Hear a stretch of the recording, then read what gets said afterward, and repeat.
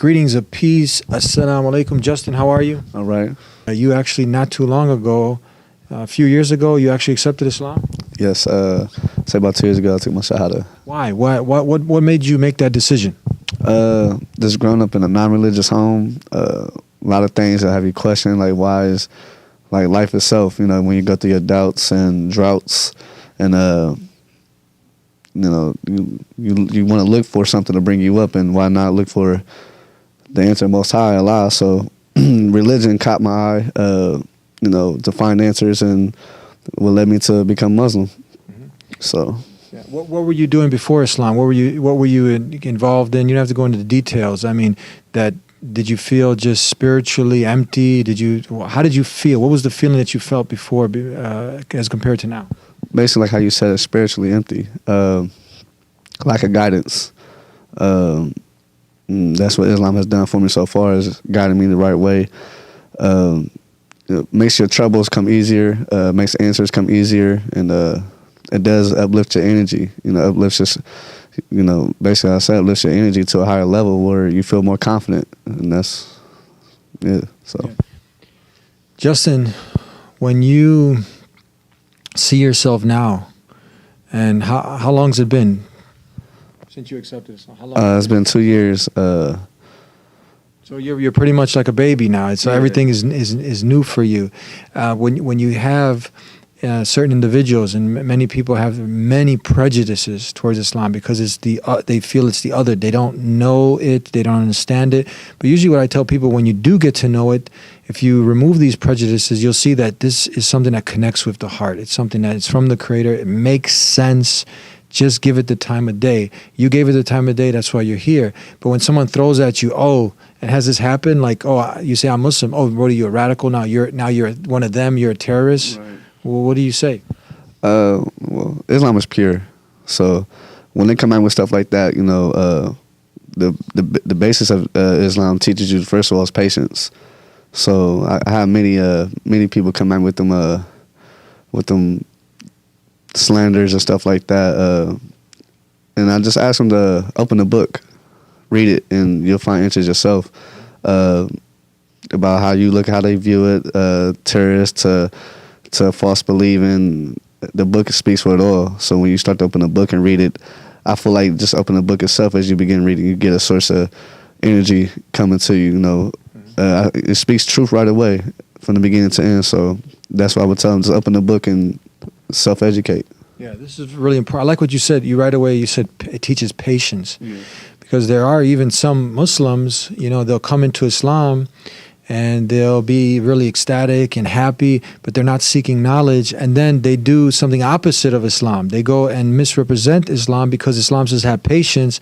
And now they're on the street corners getting into fist fights because somebody says something derogatory about Islam. But Islam doesn't teach that. Actually, in the Quran, Allah, God Almighty, is saying how to deal with the ignorant people by saying words of peace and just excusing yourself.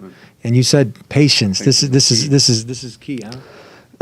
Yeah, you know, it teaches you to mind control. You know, evil is easy to manipulate. So without patience, you know, you right away jump into assuming, to judging, to all these wrong ways of going about life. So with patience, and you know, that's what Islam teaches, and it makes everything come to you slower, and you understand it a lot more, and it makes life itself more understanding of purpose. Purpose. Many people, when asked this question, they get like the deer in the headlights, right. That stump feeling. You know, they don't think about it. Some people who do, they make their own purpose. They say, okay, I'm here to do some charity, have a family, win the NBA championships, make this Grammy hit #1, whatever the case, right? This is all, you know, something that's can be a means, but the ultimate purpose, we know what it is. And how have you found that Islam has answered this question, this crucial question that many people, they're not reflecting about? Some people, they've concocted their own way, but Islam, we know, is from the Creator. How has it filled this void and answered this crucial question about the purpose of life, why we are here? Is it pretty clear now to you as opposed to before Islam? Yeah, definitely. I mean, we all think these other things is a purpose of living, like you said, win a championship and everything like that. But that's that's in a short period of time. God is forever. So we gotta answer like, what's our purpose being here? We're not here forever. So it shows you clearly our purpose is to submit to Allah. So yeah, Islam has definitely cleared that for me. What's our purpose in life is due to when you start to read into other religion, or just when you're not religious and you question yourself. Once again, Islam, when you open the book, it shows you a guidance, and the guidance helps you figure out a purpose. So for our not yet Muslims, for our brothers in humanity, maybe sometimes you hear two Caucasian white guys and say Allah, and then you just like get spooked out. That's just, if somebody was from the Latinos, they would say Dios, God in English. In the language that Jesus spoke, he didn't speak English, he spoke Aramaic, and he called on God by the name Allah. And we're saying Allah, this is the creator who has no beginning, no end. He has no children. He's not like anybody. He is indeed the one who created creation, Allah. And you're coming, taking those baby steps. You're coming along. Tell us something else that you'd like to share with the audience that can kind of motivate people to really do what you did and to take life serious. It's not about playing basketball, football, partying, and just forgetting about your purpose. What other things you can say and to try to motivate people to really take life serious and really to seek out what's the purpose of my life? Something I would get back is I would say is to sit down and evaluate yourself. Evaluate everything going on around you. When you got your ups and downs, there's nothing in this world that could really prepare you for how this world's gonna go but God. Seeking God, that's the best way to prepare yourself. So I say, if you really, if you really have doubt, first is evaluate yourself, and then open the book. Yeah. Open the book. That's it's the key to a lot.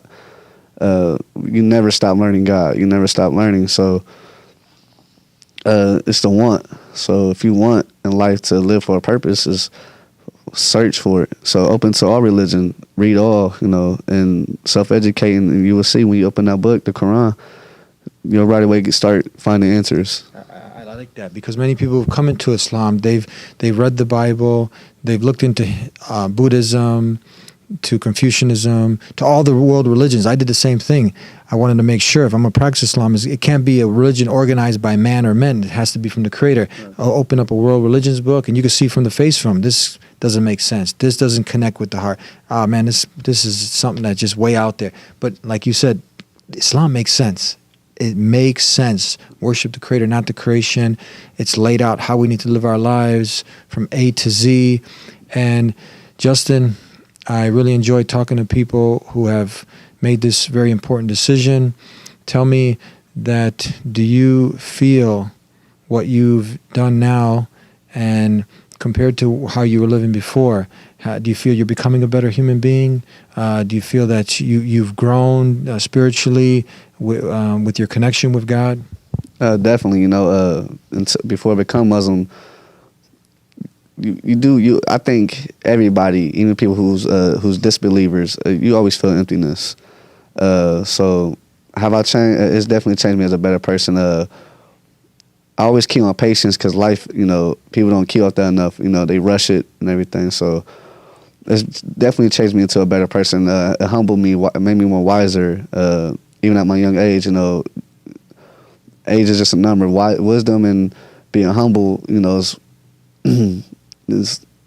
it's a want, and that's what Islam has done for me. Is from then, being impatient, wanting for unnecessary wants and everything. So that's what it's done for me, is make me be patient and be more humble about life, and them are key things going into life. When you're trying to find yourself. So. One key thing before we end, another point I just want to focus. Was there a point in time that because I always tell people, look, if you want to know the truth, it's got to be simple to understand and easy to find. And where does it start? within yourself, reflecting, thinking, and then contemplating, and then removing those desires that you have inside of you and say, okay, this is not the most important thing I should be doing in life, right? Drinking, partying, playing, hold on, that's not going to get me anywhere.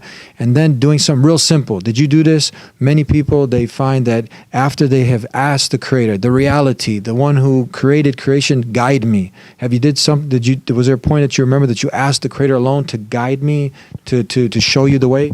Strength and guidance is key. You ask that from Allah, and you know, He will eventually answer you. So yeah, definitely. Were you asking? Is there a time when you were seeking to know, and you were saying, God, whoever you are, guide me to the truth? Actually, that's what led me into becoming a Muslim. I was asking for seeking guidance. You know, all the trouble going through life. You know, unanswered things. Why is this going wrong? Why am I not getting blessed this way or whatever? Then that's the question I asked is for guidance. You know, the Most High guide me to truth, and when you want something, that's when it'll hit you. And when I wanted it, I felt like that's how God led me to Islam. So guidance, yeah, definitely. About 2 years ago is when I asked for guidance, and then it happened. I mean, that's simple. That is something that's not illogical. If someone was asking you to pray to aliens and unidentified creatures or some little statue or anything in creation, that your instinct would reject this. But when you're being told to try something that's not going to bring you any harm, but a whole world of goodness can open, that you call upon the Most High. If there's a picture of you in your mind of him, no, that's not God. God is the one who created creation, but he's not a part of creation. He's the one that can only guide you to the truth, but you have to ask the owner of truth, who is the one able to give you that peace and direct you to purpose. And that's where it starts, right there. And then he will facilitate a way. Try it right now. You have nothing to lose. Ask the Most High for guidance. Say, guide me. Why am I here? Why am I in this world? To just party and play, then you die and it's finished?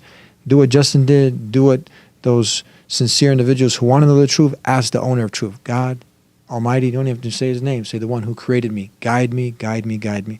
We'll see you next time. Until then, peace be with you. Assalamu alaikum.